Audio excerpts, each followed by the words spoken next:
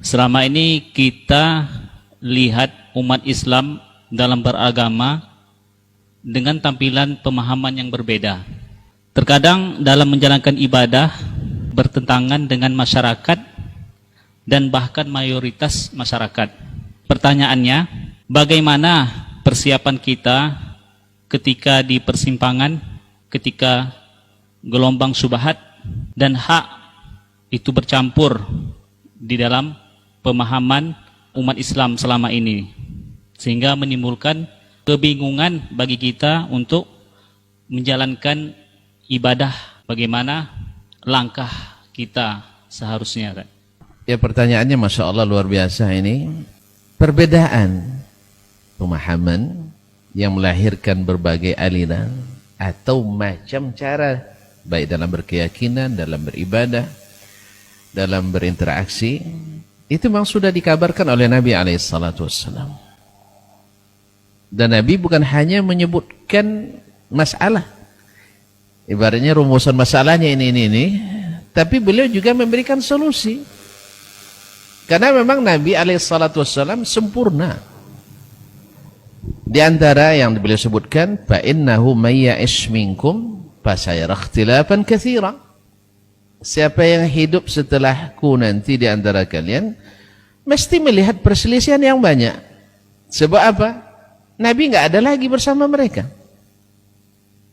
Makanya walaupun ada kewajiban taat kepada waliul amri, kepada yang merupakan ulama dan para umara, ya, ulama dan para umara ini disebut waliul amri, auliaul umur, oleh Mujahid, Qatadah, Ad-Dhahhak dan sebagainya. Tetapi waliul amri ini juga potensi untuk ikhtilaf antara amir dengan alimnya. Kadang-kadang terjadi ikhtilaf, dan itu makanya ketaatan mutlak hanya pada Allah dan Rasul. Ketaatan kepada mereka muqayyad. Maka Nabi berikan solusi. Apa solusinya? Alaikum bisunnati, pegang teguhlah sunnahku, wa sunnatil khulafa ar-rasyidin al-mahdina min ba'di, dan sunnahnya para khulafa ar-rasyidin yang datang setelahku. Tamassaku biha, pegang teguh ia, addu 'alaiha bin nawajiz, dan gigit dengan gigi geraham kuat-kuat supaya tidak ditarik orang. Kalau gigi depan ditarik orang, patah juga gigi kita. Gigi geraham, tidak terlihat lagi, masuk ke dalam. Ya, dia tidak akan bisa merebut kecuali kita mungkin udah mati kita baru bisa dikeluarkannya. Addu 'alaiha, begitulah takbir Nabi SAW. Kemudian Nabi ingatkan, apa yang membuat perbedaan-perbedaan itu adalah hal-hal baru dalam agama. Wa iyyakum wa muhdatsatil umur, jauhi hal-hal yang baru dalam agama. Fa inna kulla muhdatsatin bid'ah wa kulla bid'atin dhalalah. Karena setiap yang baru itu bid'ah dalam agama, dan setiap yang bid'ah itu menyesatkan. Dan bukti menyesatkan adalah selalu terjadi khilaf gara-gara itu. Kalau seandainya tidak menyesatkan, kita tidak khilaf. Oh, jalan ini lapang nih, bisa semua sampai. Jadi ketika terjadi khilaf, maka kita dilarang untuk membuat khilaf-khilaf terus. Kembali pada sunnah Nabi SAW. Ini sikap terbaik. Dan memang ini tidak bisa dielakkan, bahwa umat ini akan terpecah kepada 73 golongan. Semuanya potensi tersesat. Subhanallah. Jadi memang kalau banyak yang tersesat, banyak yang cenderung menyimpang, itu memang sudah mukjizat Nabi SAW. Cuma sekarang bagaimana kita bisa istiqamah di jalan yang tidak menyimpang ini? Nabi jelaskan pula gimana cirinya. Nabi tidak kasih nama. Sebab kasih nama nanti berebut kita buat namanya itu. Seperti sekarang ahli sunnah wal jamaah berebut kita. Iya. Kadang-kadang yang tidak menjalankan sunnah nuduh yang menjalankan sunnah sebagai ahli sunnah palsu. Subhanallah. Dia akidahnya tidak ahli sunnah. Ibadahnya sering meninggalkan sunnah. Muamalahnya juga tidak nyunnah. Akhlak, berpakaiannya, berdiskusinya tidak sunnah. Tapi menyangka dia yang paling asli. Yang menaruhkan sunnah dianggap palsu. Subhanallah. Kaum muslimin dan muslimat dirahmati Allah.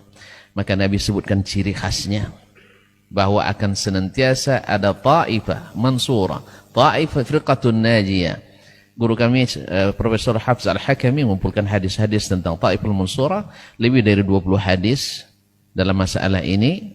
Kalau lebih 20 hampir mutawatir itu sih, 20 hadis, kebanyakannya adalah 20 lebih itu sahih. Ya, sahih dan hasan, ada beberapa 2 atau 3 yang dhaif. Jadi Nabi sebutkan cirinya akan ada taifah yang senantiasa berdiri di atas kebenaran. Cirinya apa? Man kana ala mithli ma ana alaihi al-yawma wa ashabi. Orang yang beragamanya seperti saya hari ini beragama. Tidak mungkin orang yang hari ini naik onta harus naik onta. Tidak. Karena kalau masalah dunia berkembang terus. Jangan dikatakan kalau itu antum naik onta saja kalau itu. Kalau nanti cukur pakai kampak, jangan pakai pisau mesin dan sebagainya. Itu adalah tidak paham tentang mana yang dilarang, mana yang dibolehkan. Makanya ulama ketika menyebutkan ada bid'ah hasanah, itu rata-rata yang dipahami oleh ulama itu adalah bid'ah wasilah, bukan bid'ah ghayah. Bid'ah yang sifatnya sarana, mic, live streaming, radio, idza'ah, apalagi parabola, planet, satelit maksud saya, itu bid'ah wajib itu, bukan bid'ah hasanah. Ini maksudnya bid'ah hasanah. Makanya Al-Izz bin Salam ketika membagi bid'ah menjadi 5, wajib, sunat, haram, makruh, mubah, dia contohkan di antara bid'ah yang mustahabbah atau hasanah adalah membuat pondok pesantren. Nah, buat pondok pesantren itu sarana, tidak merubah ilmu. Kecuali antum sendiri yang rubah ilmunya dari sunnah kepada bid'ah. Tapi ini adalah sarana. Dia buatkan contoh itu. Atau misalnya bikin asrama-asrama untuk jemaah di perjalanan haji, tidak merubah haji, dan seterusnya. Bikin kemah-kemah yang tahan api, itu bid'ah hasanah. Mungkin dalam satu keadaan mungkin bid'ah wajibah. Ini maksud dari Al-Izz bin Salam membagi bid'ah itu menjadi 5. Demikian juga Imam An-Nawawi ketika menyebut ada bid'ah hasanah, ada bid'ah dhalalah, beliau selalu mencontohkan, contohnya mengumpulkan mushaf. Iya, itu sarana. Tidak merubah isi Quran, tidak merubah cara baca Quran, atau bikin ilmu nahu dan saraf dan sebagainya. Karena ini adalah ilmu alat, ketika bahasa rusak datanglah alat-alat untuk perbaikinya. Jadi semakin banyak ilmu ilmu alat, tanda kerusakan semakin banyak. Ya, semakin banyak buku, tanda hafalan semakin rusak. Semakin banyak keedah-keedah, tanda bahwa penyimpangan semakin banyak. Dulu orang tidak pakai rambu-rambu, tapi tidak sesat jalan. Sekarang banyak rambu-rambu, di lampu map Google pun masih tersesat juga. Apa sebab? Karena kelemahan kita tadi, terlalu banyak cabang-cabang dan simpang jalan, sehingga banyak pula yang menarik. Oh, ini indah jalannya di sini dan sebagainya. Ini jawaban saya, mudah-mudahan bisa menjawab, ibarat menggaruk tempat yang gatal gitu ya.